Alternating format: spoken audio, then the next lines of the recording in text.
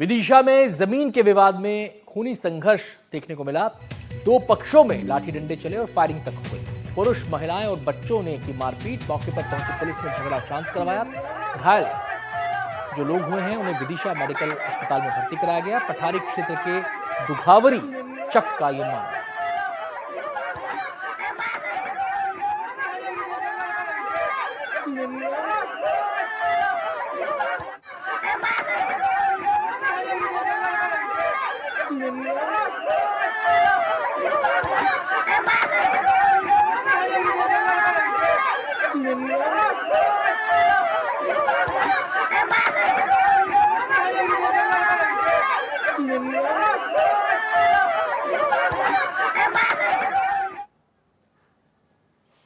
खबर नीमच से। बुजुर्ग ने जहर पीकर आत्महत्या की। भरभड़िया गांव में बुजुर्ग ने दी अपनी जान। आत्महत्या के कारणों का पता नहीं चला। पुलिस मामले की जांच में जुटी है।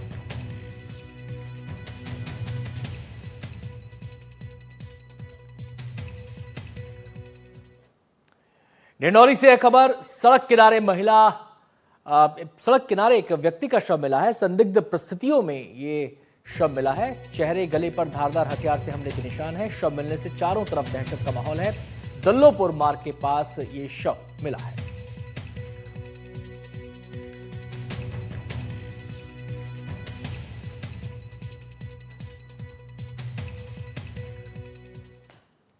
शिवपुरी जिले में आवारा कुत्तों का आतंक देखने को मिला। मदरसे से लौट रहे मासूम को बनाया निशाना। 8 साल के बच्चे को कुत्ते ने काटा। इलाज जारी है। घटना का सीसीटीवी फुटेज भी सामने आया है। नगर पालिका के वार्ड नंबर 2 का यह मामला है।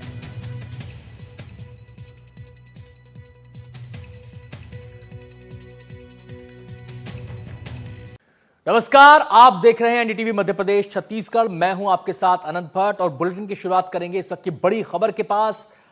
भोपाल के पास से खबर है। सीएम निवास के पास आत्मदाह की कोशिश की गई। गुना से आए दंपत्ति ने आत्मदाह की कोशिश की। दंपत्ति ने अपने ऊपर मिट्टी का तेल छिड़का। दुकान विवाद को लेकर पुलिस पर आरोप लगाया। गुना के कोतवाली टीआई पर लगाया आरोप। फर्जी मामले में फंसाने का इल्जाम दंपत्ति ने टीआई पर लगाया है।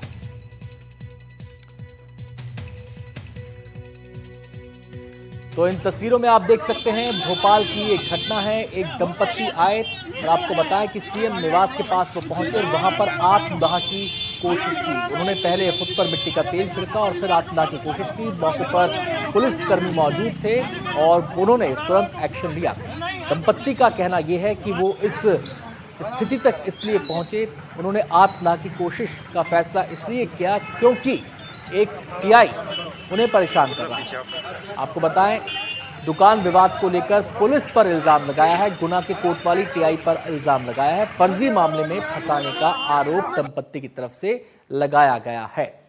तो जैसे तैसे पुलिस ने स्थिति पर काबू पाया और आप देख सकते हैं जिस शख्स को आप नीली बनियान में देख रहे हैं वही शख्स है जिसने खुद पर मिट्टी का तेल छिड़क कर आत्मदाह की कोशिश की। लेकिन पुलिस मौके पर मौजूद थी, मुस्तैद थी और पुलिस ने कोई अप्रिय घटना होने से पहले ही हालात पर काबू पा लिया। लेकिन जब इस दंपत्ति से बात की गई तो इनका कहना यह था कि जमीन विवाद को लेकर इन्हें परेशान किया जा रहा था और कोतवाली थाना जो है था उस पर वहां पर जो पुलिसकर्मी तैनात है, टीआई है, उस पर इन्होंने इल्जाम लगाया है। हम सीधे रुख करेंगे। हमारे दो संवाददाता हमारे साथ जुड़ गए इस खबर पर जानकारी देने के लिए। आकाश द्विवेदी हमारे साथ भोपाल से जुड़ गए हैं और विनोद कुशवाहा गुना से जुड़ गए हैं। गुना वो जगह जहां पर ये दंपत्ति रहते हैं। सबसे पहले लेकिन आकाश का यहां पर रुख करेंगे क्योंकि घटना भोपाल में हुई है। आकाश, पूरा घटनाक्रम क्या है और इस दंपत्ति से जो भोपाल में पुलिस ने बातचीत की है वहां पर क्या चीजें निकलकर सामने आई हैं? देखिए, दरअसल इस दंपत्ति का आरोप ये है कि कोतवाली गुना के एक थाना प्रभारी हैं जो लगातार इन्हें परेशान कर रहे हैं और व्यापार करने से रोका जा रहा है। इसी बात को लेकर कई जगह पर शिकायत करने के बाद जब इनकी समस्या का समाधान नहीं हुआ तो ये मुख्यमंत्री आवास पहुंचे और मुख्यमंत्री आवास के पास ही आत्मदाह करने की कोशिश की। इनकी पत्नी भी वहाँ पर मौजूद थी। हालांकि सीएम हाउस होने की वजह से यहाँ पर पहले से ही सुरक्षा पुख्ता रहती है। ऐसे में पुलिस कर्मियों ने केरोसिन डालने के बाद ही कुछ ही हिस्सा अपने शरीर पर छिड़क पाए थे। पुलिस ने इन्हें रोका और अपने साथ थाने लेकर गई, जहां इनसे पूछताछ भी की जा रही है। इसके साथ ही काउंसलिंग करने की भी कोशिश की जा रही है।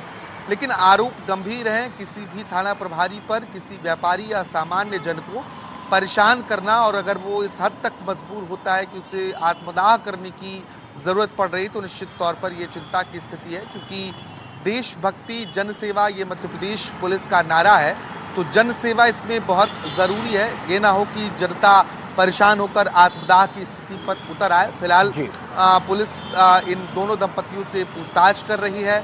इसके साथ ही इनकी काउंसलिंग भी की जा रही है, समझाइश भी दी जा रही, क्योंकि आत्महत्या की कोशिश की गई है, तो ऐसे में यह आपराधिक मामला भी बन सकता है। जी, बात समझाइश की है, लेकिन जो मसला है, जो इस दंपत्ति की दिक्कत है, उसको एड्रेस करने के लिए क्या पुलिस कोई एक्शन लेगी? क्या इन्होंने जो आरोप लगाए हैं उनके आधार पर कोई शिकायत दर्ज होगी? ये एक बड़ा सवाल यहां पर आकाश खड़ा हो जाता है। निश्चित तौर पर, और सवाल खड़े होना लाजमी भी है, क्योंकि ये दंपत्ति का दावा ये भी है कि वो पहले कई मर्तबा इसकी शिकायत कर चुके हैं और कई जगहों पर पत्राचार भी किया है, पत्र भी लिखा है। इसके बावजूद जब इनकी समस्या का समाधान नहीं होता और लगातार थाना प्रभारी परेशान करते हैं, तो ये स्थिति बनती कि इन्हें गुना से चलकर भोपाल आना पड़ता है। सैकड़ों किलोमीटर चलकर भोपाल पहुंचते हैं, मुख्यमंत्री आवास के पास आत्मदाह की कोशिश करते हैं। सवाल यही है कि क्या पुलिस, जिसके ऊपर जिम्मेदारी है जनता को सुरक्षा देना, अपराधियों पर कार्रवाई करना, अगर वही पुलिस आम लोगों को, व्यापारियों को या किसी को भी परेशान करने लगे, तो सवाल खड़े होते हैं। हालांकि ये जांच का भी विषय है कि इन आरोपों में दम कितना है। आते हैं आकाश आपके पास। जी आकाश, आपके पास लौटते हैं। हम सीधे अभी विनोद कुशवाहा का यहाँ पर रुख करेंगे।